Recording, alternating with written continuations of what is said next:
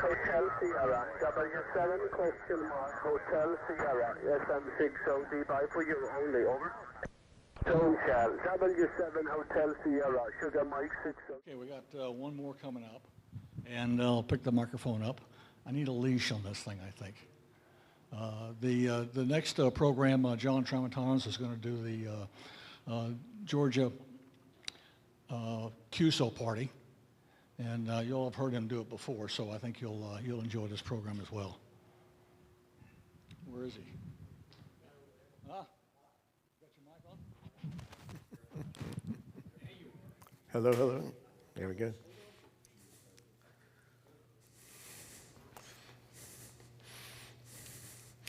Okay. Back-to-back contests maybe, April 5th and April 12th. The Georgia QSO Party is April 12th and 13th. And they call it a party. Some people say you could do a contest or a challenge. But mainly it falls under the umbrella of contesting. And a quick poll of the audience and for our people on the Zoom or online portion of the meeting, who has never participated in a ham radio contest? I see a couple here. How about in the audience? Okay, how about anybody who's never done the Georgia QSO Party? Everybody, well, okay, so everybody's in the Georgia QSO Party. So, you know, I do this presentation every year. I kind of tried to tailor it a little differently this year as to the objectives of the club and what we're trying to achieve.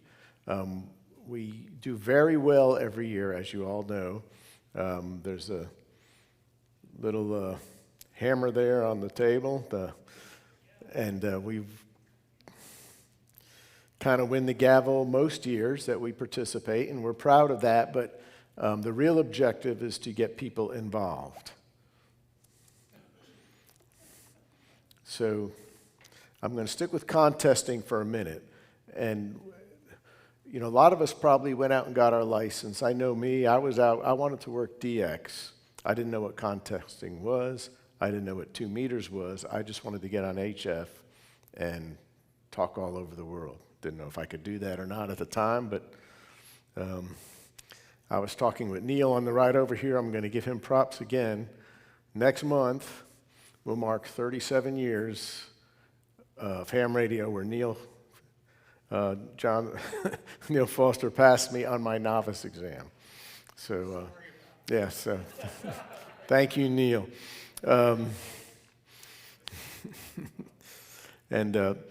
But how did I find out about contesting? And maybe this is the same way a lot of you all did. One thing about contesting, I'll get to that in a minute, how I found out, but why you should try contesting is it boosts your technical knowledge of operating your station, your antennas, and your skills of ham radio. And what happens in contesting, you hear people on there, what basically, to boil it down, as you can see from what Jim just talked about, is some complex parameters within a contest like POTA. And, but the simple part of it is the operator tries to contact as many stations as possible, and you compete in all these various categories. And every contest has unique little niches as to how you participate and score points. And many start casually dipping a toe in the water. And the way I found contesting was, when I got my license and my first HF radio, I was spinning the dial, seeing who I can work, and then on certain weekends, there was all this madness in here. As you can see, the sharks dancing on the deep end, I'm playing in the shallow end, and really wondering, what are they doing? And then as you listen, and listening is the best way to learn in ham radio, is that you have the opportunity in a contest, you dictate your own pace and operating style. You can try to work all state. You'll start, as you hear a contest going on, even if you're not really planning to do it that weekend or that day, you'll hear Wyoming, you'll hear Florida, you'll hear Michigan. Say, wow, I want to try and get that worked all states award. you could try and do it in 1 week, or you could try and do it in 3 years, but that's your opportunity.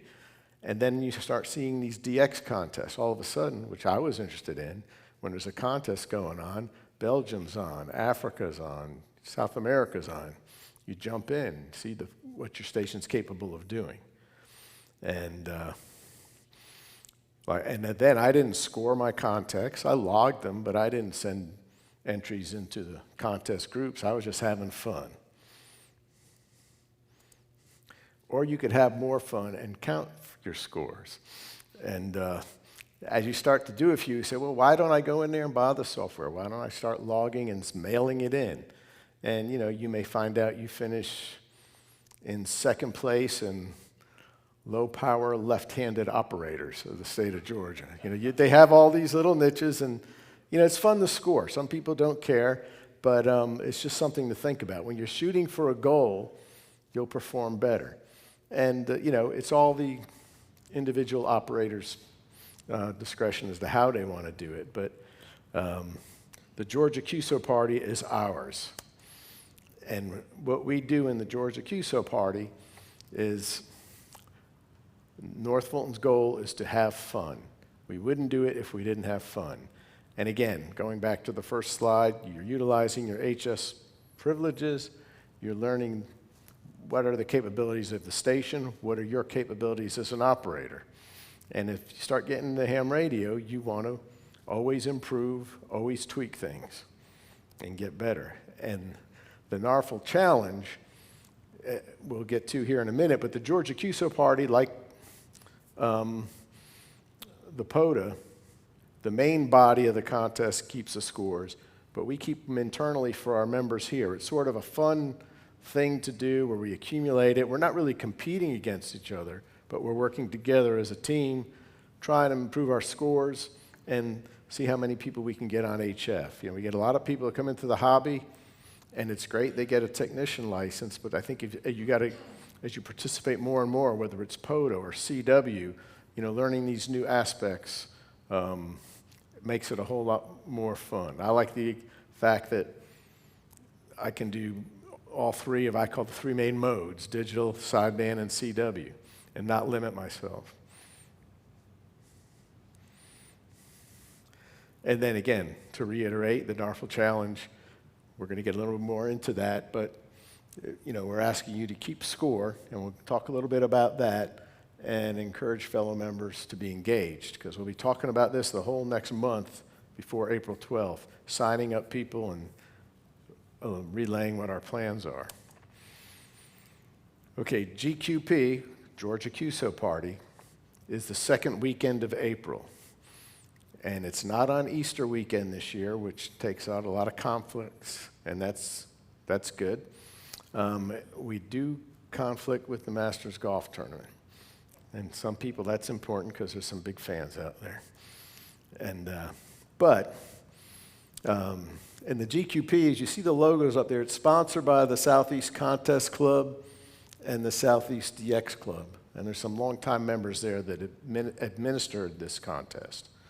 And those two clubs aren't eligible to win a prize because they're sponsors, which helps us. But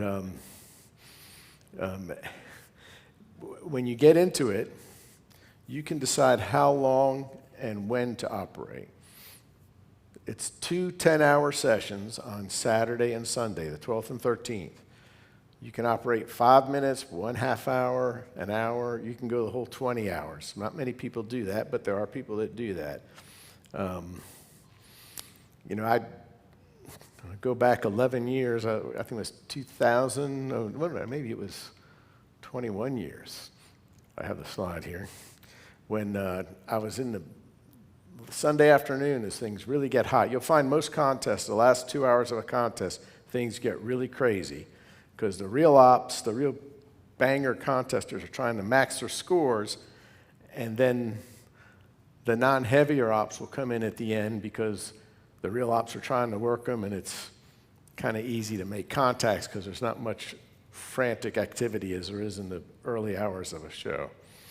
So I remember I was banging it pretty good. I'm a Phil Mickelson fan, and in 2004, he was going to win his first Masters, so I left the shack, went upstairs, and left a lot of points on the table, but Phil won. So, but again, you decide what you want to do. You know, we want you to score, but we want you to participate more than anything, as we say here. Have fun. And one is to make our NARFL challenge successful, but other is, if you're not doing this on HF, I think you're missing out a lot too. And who is on the air in the Georgia QSO Party? Any and all amateur radio stations. Primarily, you'll see a lot of stations from Georgia, but the Georgia QSO Party is one of maybe the second or third largest state QSO party in terms of participation in the country. And a lot of, besides Georgia stations hitting it hard, all over the United States stations are, and occasionally some DXers. Where could you do the Georgia QSO Party? Well, there's a lot of different avenues to participate. This is one of our club members' shacks. I thought that was pretty, so I put that up there. And but if you're not that elaborate, you could be simple with a 100-watt HF rig and a power supply, and just put it on a desk. So don't be intimidated about being a contester. And if you, what we're proud of most is our rover station, N4N, captained by Mike Roden over there.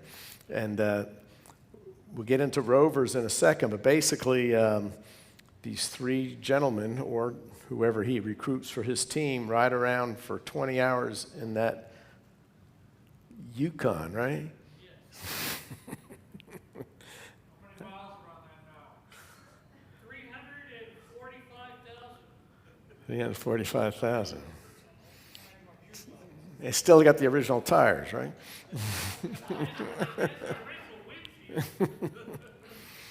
And what they do is they have 2 radios in there and a designated driver and 2 operators. And they score off the charts in the contest, which is really a lot of fun. And the significance of a rover, you could have a fixed stations like we just saw on those previous slides, but the rover drives around from county to county. And we're going to get into that in a little bit about how counties play into the numbers here. And something that's come along the last 3 or 4 years, kind of as a offshoot of SOTA and POTA people, those guys wanted to get involved and they wanted a portable category. So now there's a portable category in the Georgia QSO Party. And you can set up out in the woods or at a park or wherever. And we'll get into that a little bit later as well. The modes are sideband, voice, and CW. No FT8 yet. Sorry about that, but the administrators of the contest are like this format, and that's how they say it will go. And the bands are pretty much the common HF bands without the WARC bands. And you'll find that 80, 40, 20, 15, and 10 is where most of the action is. 160 and 6, you might not find much at all, might not be worth your time, but you can always sneak up and down there to see. And again, the categories, the most common is single operator. We have a few folks in the club that do a multi-operator single transmitter where they could either switch seats and operate, maybe one logs and one operates, or whatever way they want to do it, and that's a different category. And then there's multi-operator 2 transmitters.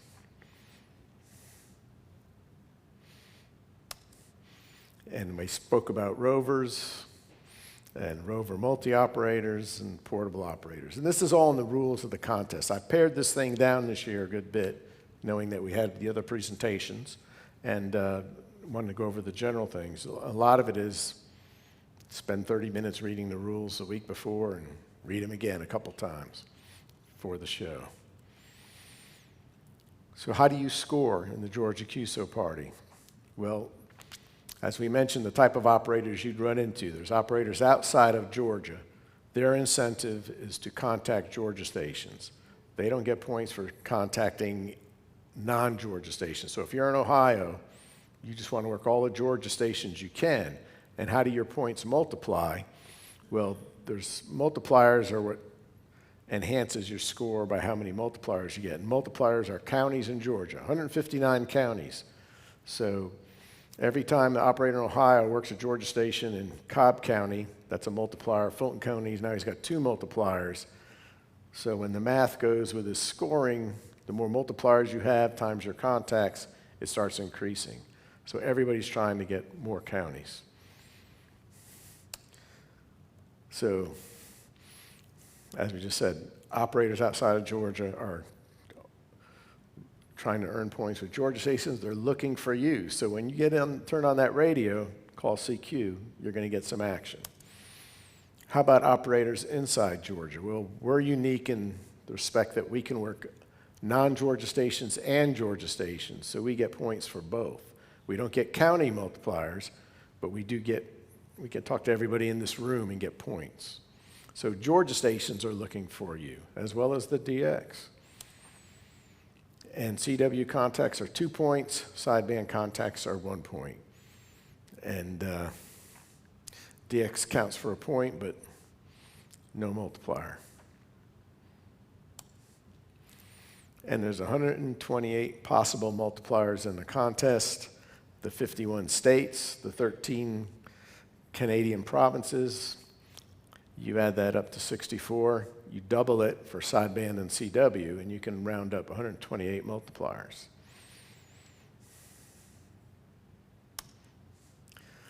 And you can work the stations once per band per mode. So every call sign you hear, you can work them on sideband and CW on any band. And the rover stations that we talked about with that monster truck there, they can be worked. You can work them more than once. Like if I work Steve, he's sitting at home, I can only work him once on 40 meters. But when N4N rover is on 40 meters, as he passes through the counties, I can get a point every time he goes to another county. So I can keep working him.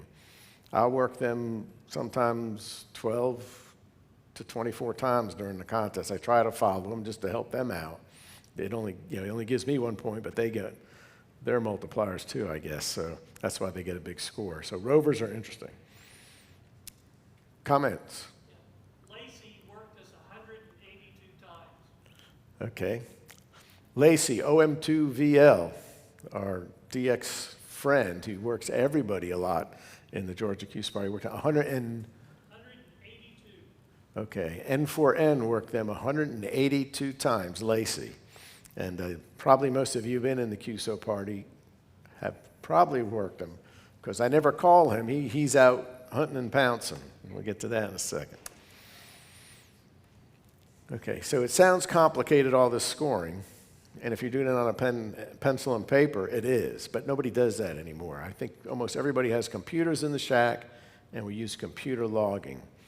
It helps us identify duplicates. If you're sitting in a chair for 2 hours, you work a guy at the beginning, and then 2 hours later you hear him again and call him, you may forget that you logged him already, and you can't log a dupe. You get credits for a dupe contact. So computers can help in that way. As you work stations, it'll fill in the repetition. If I work Steve in Cobb County, next time I hear Steve on another band, I key in his call, Cobb County pops up. And a lot of things you can do. If you interface with your radio as you change bands, the computer logging does that. And that's just the tip of the iceberg with these loggers. Some of them probably even decode CW. I don't know, but it's almost a necessary thing. So Mr. Kaufman made some references to N3FJP and N1MM. They're both very good. They serve a purpose. I started out with N3FJP, N1MM. It's free. It probably has a lot more capability, but also maybe a little bit more of a learning curve. So if you're starting out, you might think about N3FJP. You could buy the Georgia QSO Party module for $8.99. It's about the same price as a Chick-fil-A #1 meal. And And then if you like that software, there's a full suite which includes all of the contests in the world you can think of almost, a full ham radio logger for your general log, and with other features. And if you buy the $8.99 one, decide to make the big jump for the full suite, he'll give you the credit for the $9 you already spent. And N1MM is free and has loads of capability. And as we send out more information, we'll be calling them the NARFL Challenge Blasts. We'll have a list of some Elmers there. So if you buy this software, try to install it, run into any roadblocks, we'll give you 2 or 3 names associated with each of these software packages, and you can send them an email or call them up, and we'll help you get you started. So the exchange, as we heard with the POTA thing, is very simple, which is one of the reasons I really like this contest. You call CQ Georgia QSO Party. This is NF4GA. And somebody will come back to you, KS4KJ, you're 5'9" into Cobb, and all you have to do is come back and say you're 5'9" in Fulton. There's no serial numbers, no power ratings, and all of this, or your license class. Yes, some of these contests have some more intricate exchanges, so this is pretty simple. And on CW, pretty much the same thing. You just reply 599 Fulton, or you say 5NN Fulton. So real quick, bang, bang, make the exchange, no problem. And your software will have the defaults in there for a lot of the responses. You're basically usually just typing in the call sign of the station you worked, their county or their state, or their country if it's DX. So, and that was for calling CQ, as we said. And if you're not comfortable calling CQ, maybe you're a little shy, or you get tired of calling CQ, you can operate what they call search and pounce, which is spinning the dial, come on a station that's calling CQ, and then you call them. Sometimes you wear it out. When you're sitting there calling CQ for 20 minutes or an hour or more, things slow down, spin the dial to get some action, pick up somebody else calling CQ. And as we just said, but again, have fun. A lot of times, I'm from Connecticut. If I hear a Connecticut station, a lot of times I always seem to ask them, where are you in Connecticut? I want to know.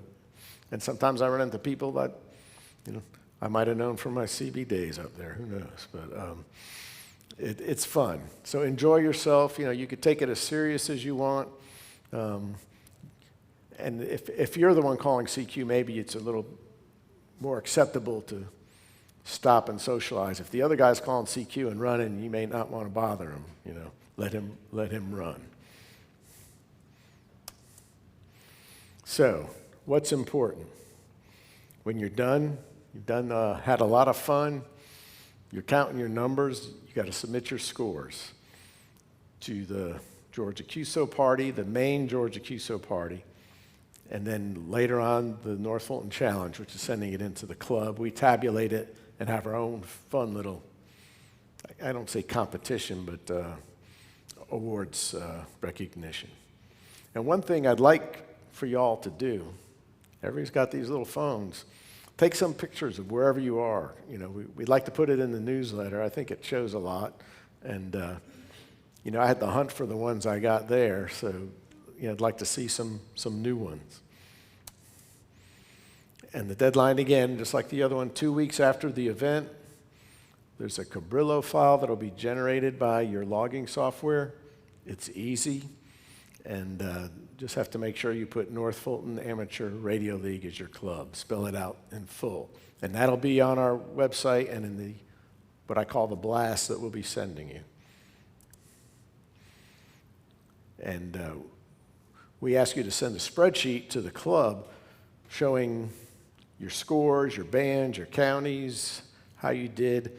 And we have a rookie competition or category. We have attic antennas. We've had guys with attic antenna scores, so don't think because you have an attic antenna that you can't compete, because there's a lot of people on the air that want to hear you. You'd be surprised. And then you're eligible to win a certificate. This is last year's. First place in Fulton County for single-op low-power phone, KN4OAKR, President Mike. And most of you are aware, but we have 10 special event call signs on the air during the contest. K's and N's, and the suffixes on all 10 spell NARFL, N-F-A-R-L, North Fulton Amateur Radio League. And in contests, one-by-one call signs seem to generate a lot of activity. You know, I know when I hear them, even if I don't know what it's about, I'll work them. And I probably don't even chase the certificates or paper, but I just do it. And but a lot of people contact these stations, and we offer a certificate if you can spell NFARL. So if you work 5 of these stations from Georgia, or OM2VL always gets his certificate, Lacey, and you know, it's just a fun thing to do, I guess, for other operators in the contest. I don't know, we don't get as much, these stations draw the most activity in making contacts for us. It could be the operators have nice stations, but it's also that one-by-one cachet to it. But actually, we don't get a lot of people that spell NARFL, or that request the certificate. And I don't know if it's because they don't care or it's hard to do. I really don't know. You know, I always find that interesting. But these stations do make a lot of contacts. And if you work 5 of them in any combinations, it could be N4N and K4A, whatever, and in any mode. But there are some people that work all 10, 5 and 5 for the Queen sweep, and usually it's only about 3 or 4 people, you know. And Neil Foster does it every year. So, and that's the clean sweep, we call it. Our success, the gavel for 2024, we had a great score, but I hope we had more fun than we did a great score in 2024.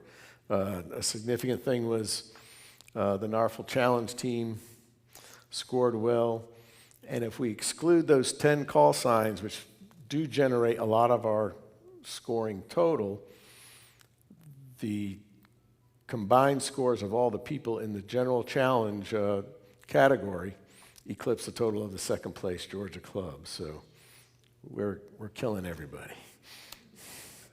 John, is there any year we have not won the gavel? Yes. One year we took a bye. And I know there might have been somebody that might have snuck up on us one year. Really? Yeah. I don't know. It could be.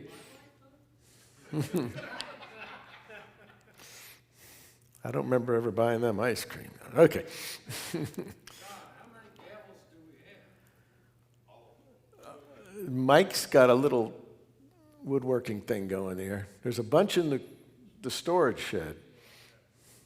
We had to build a bigger holder, a bigger boat. I think there's over 16. Yeah. So, some basic operating tips.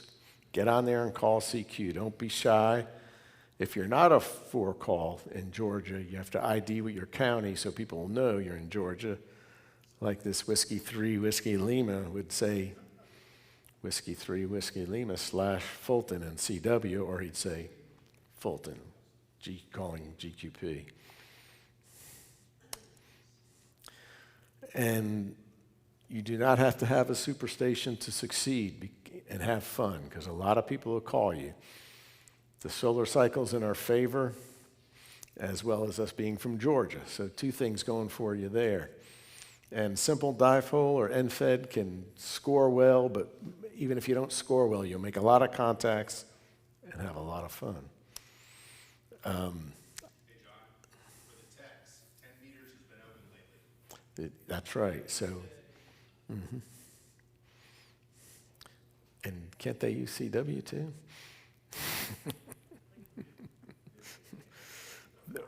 Yeah. This is another thing that's helping us out a lot now, and you should, even if you're not doing these contests, get on HF and take advantage of it. The sunspots are near a peak. I had this similar slide last year. I updated it. It was updated February 6th. And the blue line shows we're at just about hitting the peak right around this time. So don't wait. Get on the radio. So I encourage you, visit the Georgia QSO Party website. Look at the rules. See what it's all about. And figure out what category or how you want to participate. But I strongly encourage you to do this. It's a lot of fun. There's a lot of contests, but this is ours, meaning Georgia's, not necessarily our clubs.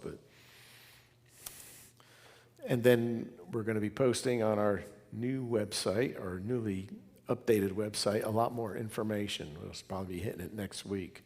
So get on there and see what's cooking with the challenge. The spreadsheet to put your summary scores will be up there, linked soon, but mainly think about logging software and how you want to participate. And in summary, get on the air, because ham radio is amazing. I'm having a ball. So any questions? Mr. Michael?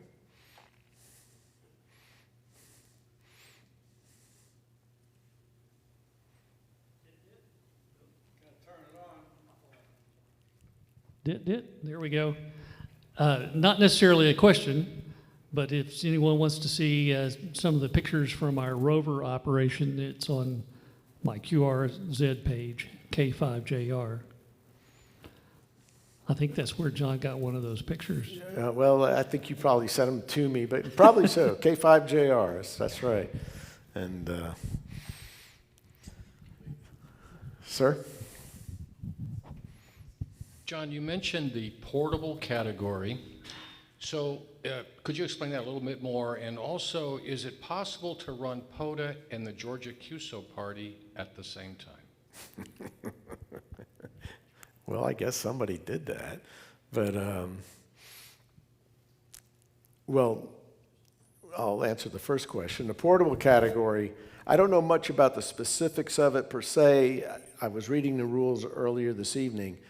The one thing about portable is you can't pull your car up into the park and operate off of the antenna on your car. The antenna has to be an antenna that cannot withstand driving around. So basically you could park in the park to be portable, but then you got to really be portable. You got to get out, throw a wire in a tree, you stick a vertical in the ground and do that. And also to be portable, you have to go to more than one county, at least more than one county, I believe. Yeah. Is this thing on? Yeah. Just a bit of information for people who are new to the hobby. There are two basic formats in submitting contest scores. ADIF, which is used by programs like Logbook of the World, and the Cabrillo format is used by most contest logs, and that's a text format.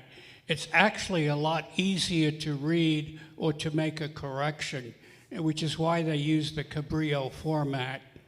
And further to what John had mentioned about being responsible for him being here, he didn't tell you the whole story.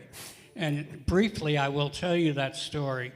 Years ago, when the VE program started, I was the VE coordinator for the ARRL, which is what Ian does now. And Sandy Donahue, who sadly is a silent key, WA4ABY, was the adult advisor to the Ham Radio Club at Georgia Tech. Well, Sandy came to me and he said, I need a favor. I said, how much is it going to cost me? He said, nothing. I would like you to take over doing the exams at Georgia Tech, but there is a condition. I said, what's the condition? you can never tell them you went to the University of Georgia. And we forgive you for that, Neil. I didn't answer your second question, Mark, because I don't know the answer. Did you ever find out the answer?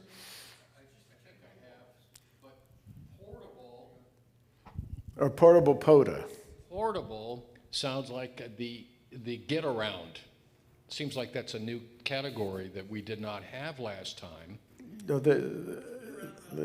yeah, about 3-4 years. Okay, during the QSO party. Okay, because the cool thing about POTA is their spotting software is tremendous.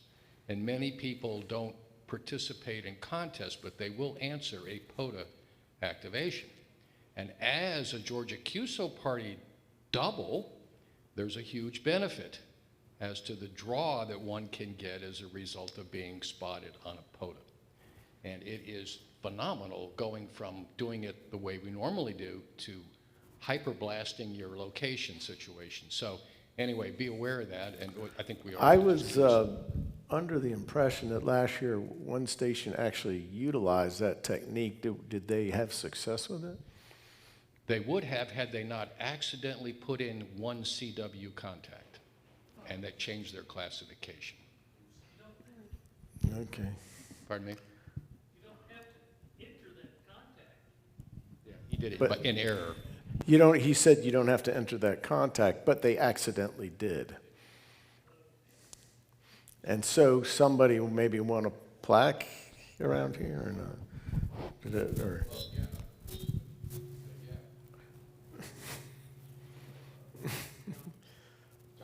Yes. Yeah, so to add to what Mark was saying, in just about any contest, you can combine that with POTA by, as he said, you get on their reflector, everybody sees that, they go out and they're chasing POTA, but it'll also count for your, whatever contest you're in, so long as you also have the correct exchange in whatever contest you're running. I've done it in the VHF contest, combined it with the POTA. We were out in the middle of the desert in Arizona and calling CQ VHF contest. Nobody heard us.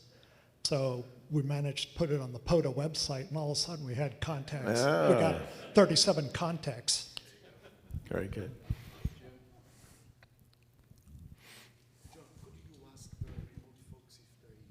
Oh. Anybody on the remote world have a question? A show of hands in the remote world. Who's going to do the Georgia QSO party?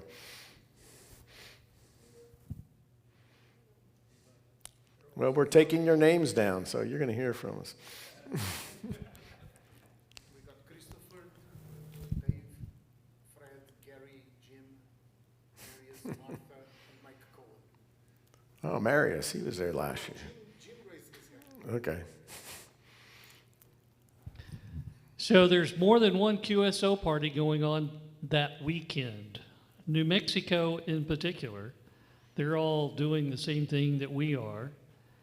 And if you want to work a New Mexico station, you will need to do a search and pounce and find someone in New Mexico to get that multiplier, unless they stop and come look for you.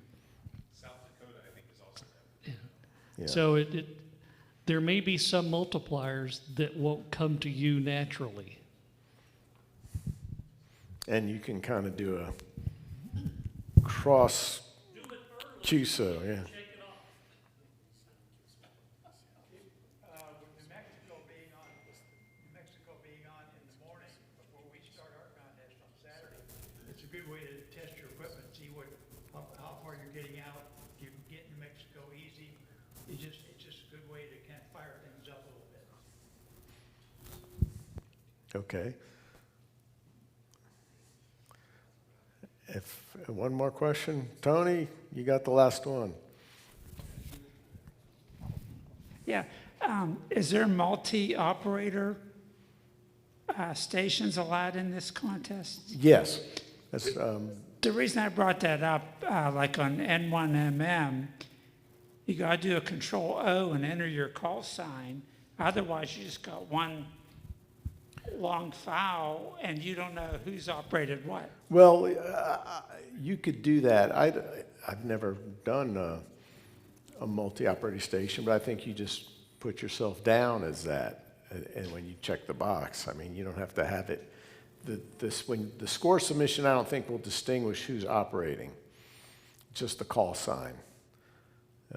You know, because I remember Jim Stafford, he would have 12 people in his basement sometimes, giving everybody a turn on the mic.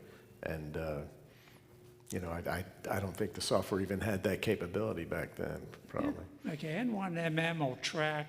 Yes, as we do for Yeah. field day, we try to keep track of how people Yeah. are doing, so. I don't think for the Georgia QSO Party, though, for a multi-op station, you operate with one call sign. Yeah. So if you're going to do a multi-op station, and if you're not have one of the one-by-one calls, then you have to pick whose call sign you're going to operate under. You wouldn't switch call signs in the middle of the thing. Steve and I did double team. No, Steve got the call sign, so I was just the logger.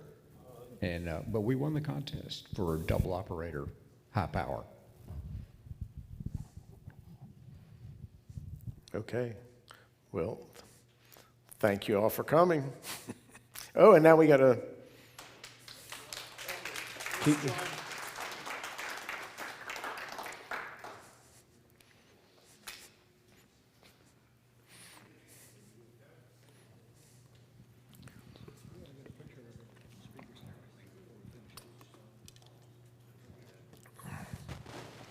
Mike, when you're ready. Okay, here we go.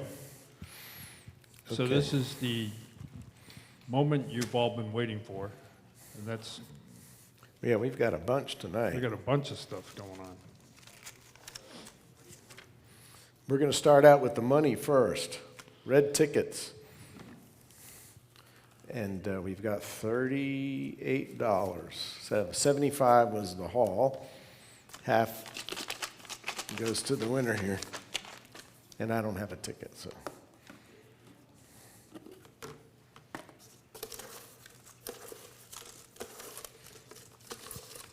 Do it like Ham Jam. Don't be a Jim Stafford and pull your own ticket. Okay, 9972. 9929. 9972 929. 9972 929. 2929 are the last four. Lee again. 9972927 929. Yeah, I better take a look. I better take a look at this one. All right, Lee's buying lunch tomorrow. I just tore it in half. Oh, you tore it in half. Does that double the numbers? It's a hanging Chad. It's a hanging Chad. We can't do that. All right. Okay, yellow tickets. Yellow ticket. We actually have 3 prizes for the yellow ticket tonight. Hardcover ARL antenna handbook. There you go. That's a keeper. Get on the air with HS Digital and a $25 Amazon gift card. So take the one that you need. So Doug, you get this yellow ticket out.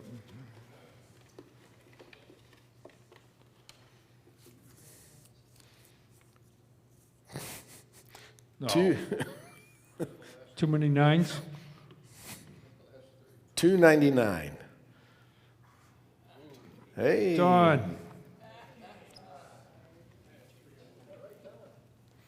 Amazon handbook. Which one you HF want? Digital. All Just right. taking the Amazon. Yeah, good. Okay. Keep that yellow ticket out. Don't be throwing it away. Now, if you already have an antenna handbook or one of these, you might want to pass, but 289. 289. 289. Yellow. What are we going to do with you? Yeah. HF Digital Antenna Handbook. That's a tough one. I think you need the antenna handbook. You don't know anything about antennas. You're right. All right, HF Digital. 297. Is that your number, Ted? All right. Look at that, Fred. I wanted that antenna book. Well, maybe you can make a deal with the guy who got it. Okay. This was a Ham Jam prize that Tim Lemon won, WK4U. And he said, I don't really need it, so pass it on to a new ham at the meeting. So is there anybody here licensed less than 3 months? I know. There we go. Our new member, Doug. Oh, we got two. Oh, okay. All right. Now we got to do it Now we got to arm wrestle. the Tim Lemon way, The Tim Lemon way. which I don't know how to do. All right. You got to pick. So, oh no, we can't tell you that. It's a Kenwood TS990 transceiver. No. You want me to read this? It's a $25 gift certificate for the ARL Books and Resources catalog. And the best part about it is it has free ground shipping. So if you buy a big, heavy book, you don't have to pay any postage. All right, so how do we do this? No. You're already booked up. All right. Well, Okay. you're very generous. Well, there you go. Come on up here, Doug. There you go. And it's it expires in a month or so hop on it. All right. What's next, John? That's it. That's it. We have resistor Oh, reels hey. here. Who needs one of these? Get up here and get them. These are free, and if you didn't get, I handed these out to everybody when they walked in, and Roy, our webmaster here, did these on his 3D printer. And if you didn't get one, come get one. It's And a they're dust not- covers for your antenna connectors. Right. So they're right up here in the bag. Grab a Okay. few. Or as they say, be a ham, not a pig. All right. Lee's got a couple things there. What do you got there, Lee? Well, I got some certificates of appreciation tonight from the authors. Lee? Yep, they can't hear you. Oh, wait a minute. Sorry, folks. Thanks, sir. Okay. I'll use this one. Would everybody come up that made a speech, and we'll get a picture of everybody, okay? So if y'all would come up, and we'll just get a group up here in front of the picture, in front of the group. And I've got some certificates to hand out, so we need the speakers up here.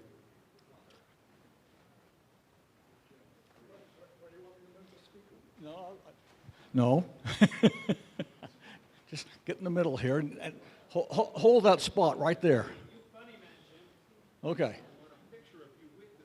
Right. And you're one of the speakers too, so you got to get up here. We might as well get all four speakers up here. Mike, why don't you get on one side and I'll get on the other side. And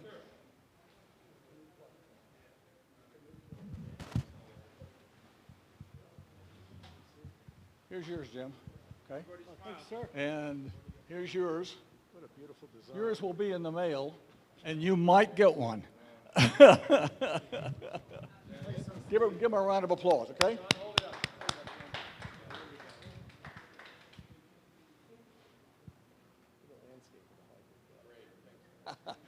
Thank you.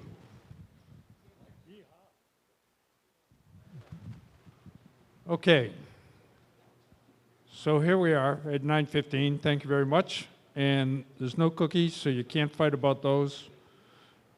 If you want to help us pick up the chairs, feel free to hang around. We'll get the place torn down, and away we go. And we look forward to seeing you next month, if not before then. We'll see you all later. In Denmark. This is very strange, Al. Well, by the way, you are 5 and 9, and my